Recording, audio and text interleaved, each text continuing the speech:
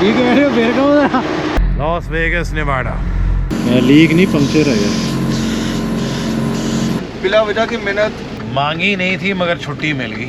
सुबह के 4 बज रहे हैं, -12 इस टाइम पे ठंड है।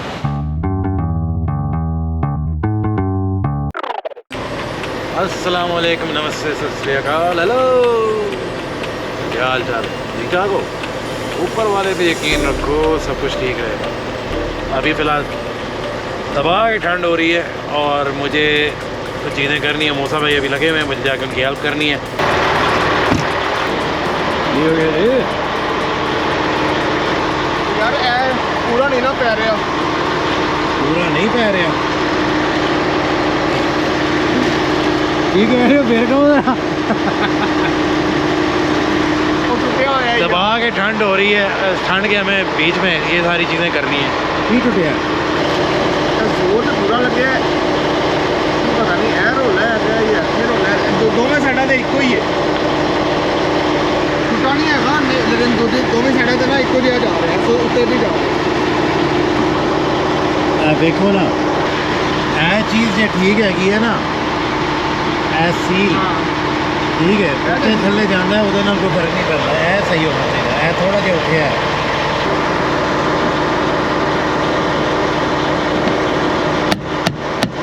नहीं है साढ़े को हैगा पिया लेकिन हो गया उस बगैर ही इतों नहीं ना हाथ ला के देख लिया। ये सीधा है ना बिल्कुल, तेरा मतलब सही है। एक नए ट्रिप पे निकल रहे हैं। हाँ जी, तुम घुमा लो। लीक मैं ब्रेक नपी है।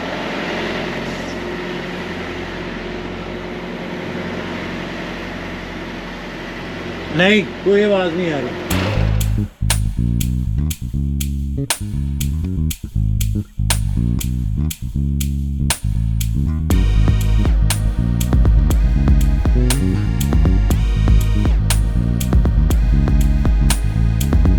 एक भई इत्थे है ते 3 होर करनियां ने। ਇਹਦੀ ਇੱਕ ਤਸਵੀਰ ਲੈ ਲਓ, ਪਾਣੀ ਹੋਏਗੀ ਉਹ ਆਊਟ ਫਲੋ ਦੇ ਵਿੱਚ।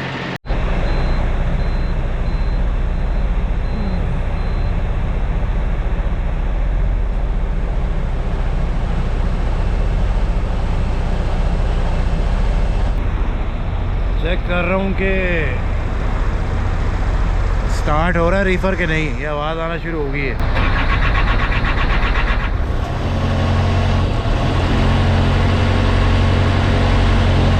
लो जी, स्टार्ट हो गया। बस अभी पीटीआई करनी है। पीटीआई यानी प्री ट्रिप इंस्पेक्शन। उसके बाद यहाँ से निकलेंगे और जहाँ से हमने पिकअप करना है कनाडा में, वो बेसिकली सार्निया के बॉर्डर के पास है। वहाँ जाके पिकअप करके तो फिर हम लोग सार्निया का बॉर्डर क्रॉस करेंगे और चल पड़ेंगे Las Vegas Nevada. A few moments later. Tyre leak है और तो फिर सही कराना पड़ेगा। यदि वो बत्ती वाला सिस्टम नहीं है ना, नहीं पता नहीं ਇਹਦੇ 'ਚ नहीं होएगा।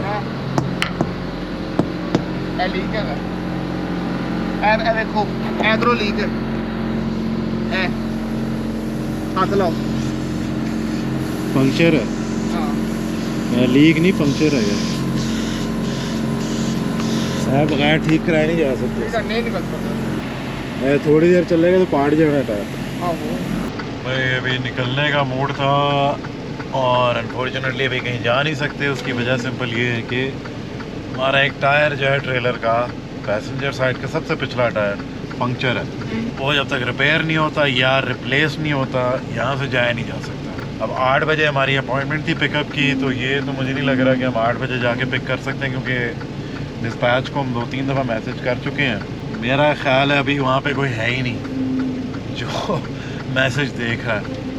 अब बैठ के वेट करना पड़ेगा, जब कोई आएगा रिप्लेस करेगा तो फिर पता लगेगा कब तक पहुँच रहे हैं। फिर अच्छे ला देना डॉग पे।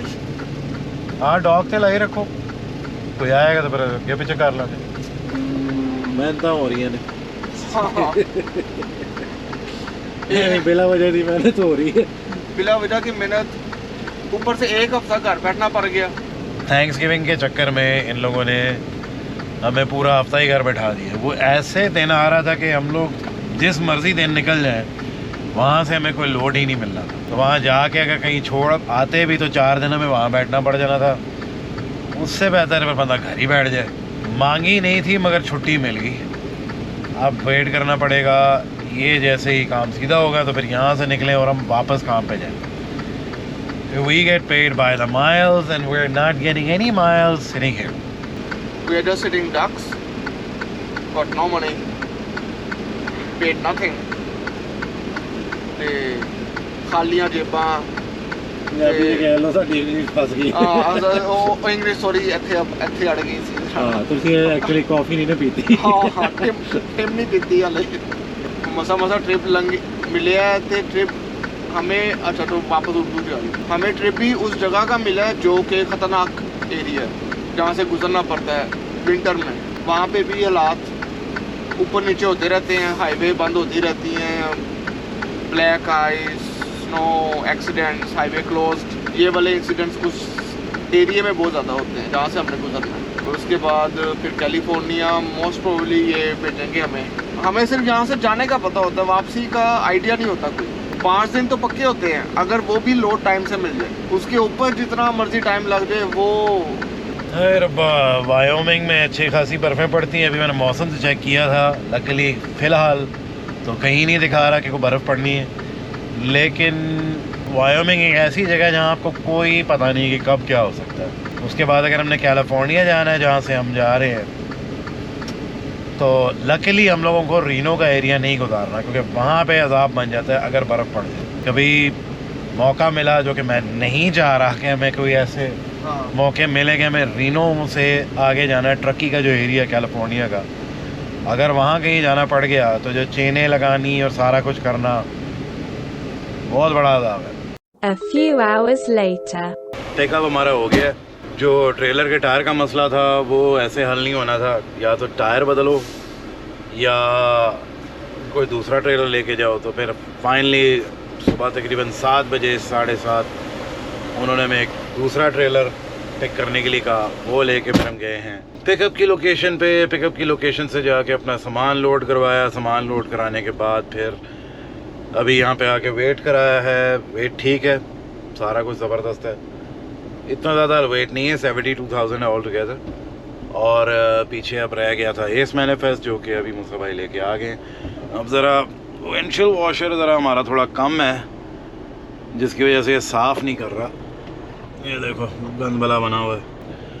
तो ये अभी काम करने वाला है। विंडशील्ड वॉशर फ्लूइड ख़रीदना है। हम लोग यहाँ से नहीं ख़रीद रहे क्योंकि यूएस में ज़रा सस्ता पड़ जाता है, तो फिर उधर से ले लेंगे। अभी मूसा भाई लगे हुए हैं अपना इसको वैसे साफ़ कर रहे हैं। और अभी एक दफ़ा ये साफ़ हो गया तो फिर हम बॉर्डर की तरफ चले जाएंगे। एस मैनिफेस्ट अपना आ गया है, यहीं से प्रिंट करा लिया है। अब कोई पीछे यहाँ पे कनाडा में को हमारा काम नहीं रह गया, बस यहाँ से बॉर्डर की तरफ जाना है जो कि रफली 20 मील पे आ जाएगा आपका। अस्सलाम वालेकुम, सत श्री अकाल, नमस्ते सब देखने वालों को मेरी तरफ से हल्की सी आवाज़ में हेलो। सारा कुछ विंडशील्ड वॉशर यूज़ बहुत हो रहा है, हम नहीं यूज़ कर रहे पर जा रहा है विंडशील्ड वॉशर ना कहीं पे, शायद लीक हो रहा है या कुछ भी, लेकिन बहरहाल लेना पड़ेगा हमें। तकरीबन 3-4 बोतलें अब क्योंकि विंटर है लेके रखनी पड़ेगी।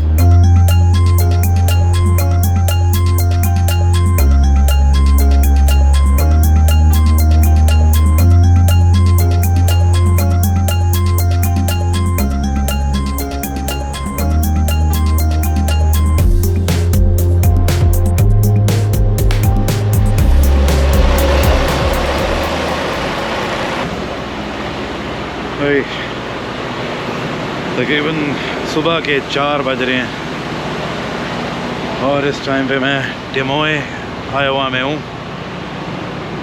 और -12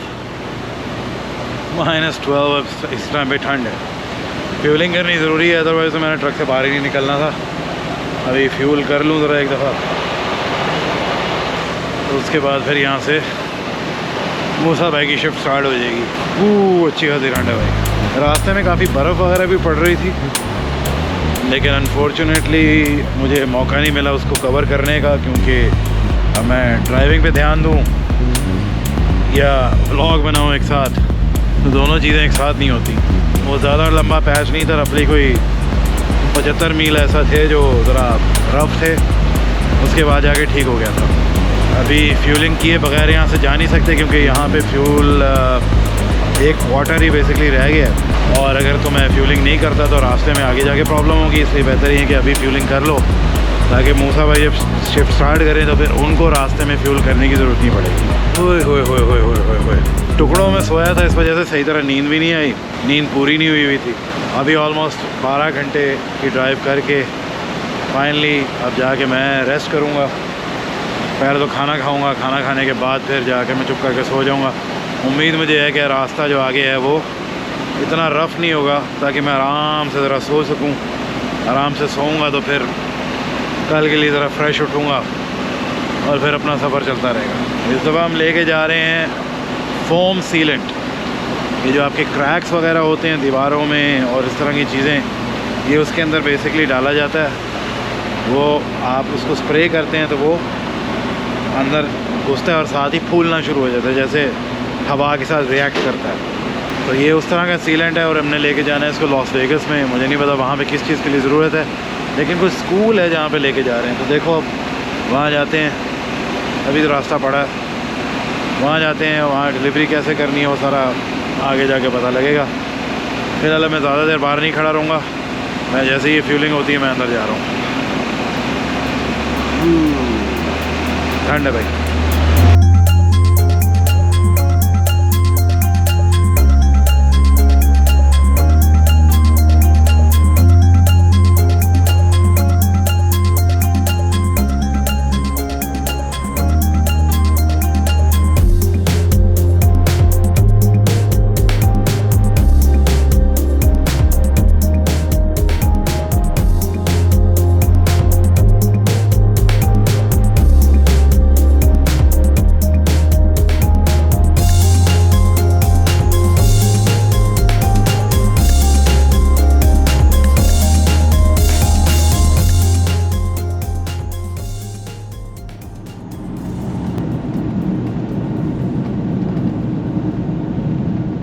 तो जी डिलीवरी अपनी हो गई है। मेरे सोते सोते सारा काम मूसा भाई ने फड़का दिया।